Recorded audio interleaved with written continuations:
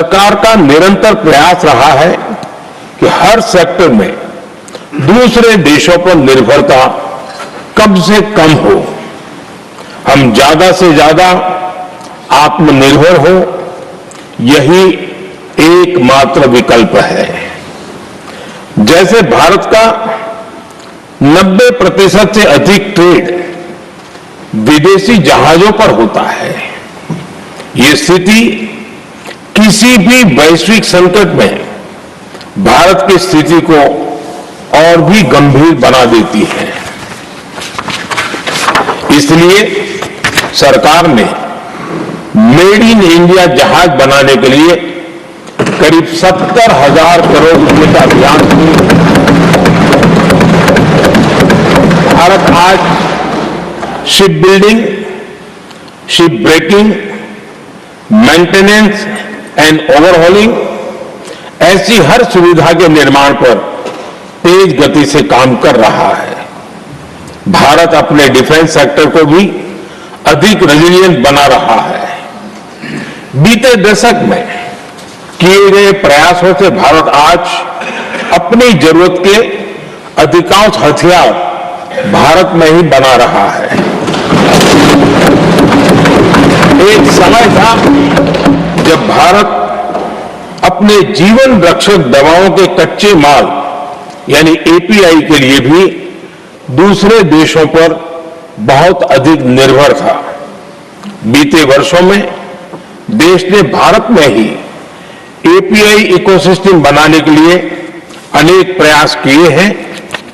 इसी प्रकार rare earth minerals में विदेशी निर्भरता को कम करने के लिए भी बड़े कदम उठाए जा रहे हैं।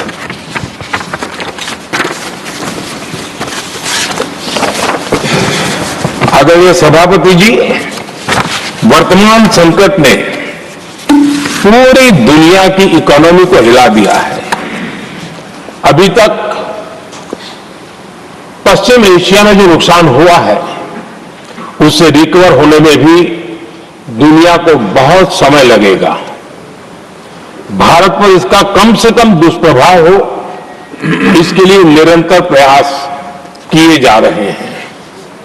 हमारी इकोनॉमी के फंडामेंटल्स मजबूत हैं और सरकार पल पल बदलते हालात पर नजर रखे हुए है।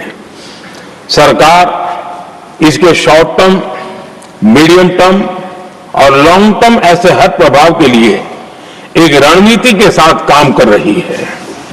भारत सरकार ने एक इंटर मिनिस्ट्रियल ग्रुप भी बनाया है। ये ग्रुप नियमित मिलता है और हमारे इंपोर्ट एक्सपोर्ट में आने वाली हर दिक्कत का आकलन करता है और ये ग्रुप आवश्यक समाधान पर भी निरंतर काम करता रहा है। जैसे कोरोना के समय में अलग अलग सेक्टर्स की चुनौतियों से निपटने के लिए एक्सपर्ट्स और ऑफिसर्स के एम्पावर्ड ग्रुप्स बने थे, वैसे ही कल ही ऐसे 7 नए एम्पावर्ड ग्रुप्स का भी गठन किया गया है। ये group supply chain, petrol diesel, fertiliser, gas, महंगाई ऐसे विषयों पर त्वरित और दूरगामी रणनीति के तहत कार्रवाई करने का काम करेंगे। मुझे पूरा भरोसा है कि साझा प्रयासों से हम परिस्थितियों का बेहतर सामना कर पाएंगे। आदरणीय सभापति जी, सरकार ये भी प्रयास कर रही है कि आने वाले बुआई के सीजन में किसानों को पर्याप्त खाद मिलती रहे। सरकार ने खाद की पर्याप्त सप्लाई के लिए आवश्यक तैयारियां की हैं। सरकार का निरंतर प्रयास है कि किसानों पर किसी भी संकट का बोझ न पड़े। मैं देश के किसानों को फिर आश्वस्त करूंगा कि सरकार हर चुनौती के समाधान के लिए उनके साथ खड़ी है।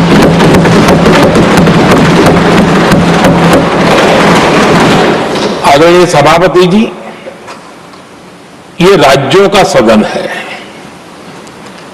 समय में ये संकट हमारे देश की बड़ी परीक्षा लेने वाला है और इस परीक्षा में सफलता के लिए राज्यों का सहयोग बहुत आवश्यक है।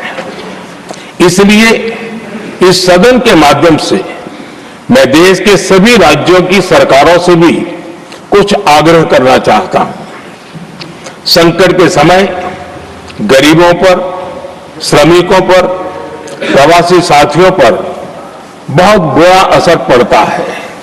इसलिए पीएम गरीब कल्याण अन्न योजना का लाभ समय पर मिलता रहे, ये सुनिश्चित करना होगा। जहां प्रवासी श्रमिक साथी काम करते हैं, उनकी परेशानियों को दूर करने के लिए प्रोएक्टिव कदम उठाए जाएं। ऐसी स्थितियों पर नजर रखने के लिए राज्य सरकारें विशेष व्यवस्थाएं करें तो इससे काफी सुविधा होगी। राज्य सरकारों को एक और चुनौती पर भी बहुत अधिक ध्यान देना होगा।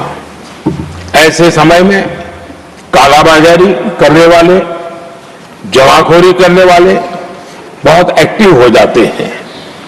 जहां से भी ऐसी शिकायतें आती हैं, वहां त्वरित कार्रवाई होनी चाहिए।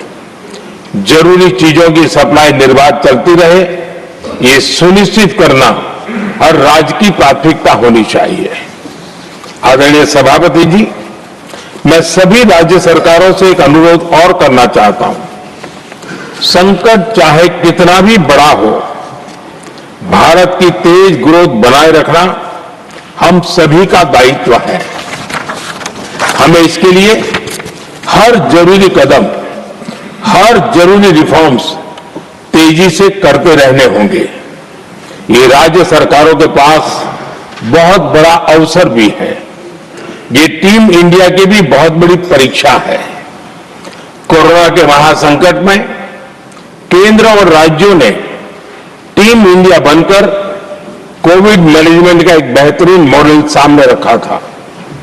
अलग अलग पॉलिटिकल पार्टी की सरकारें होने के बावजूद टेस्टिंग, वैक्सीनेशन से लेकर जरूरी चीजों की आपूर्ति टीम इंडिया के प्रयासों से ही सुनिश्चित हो पाई थी।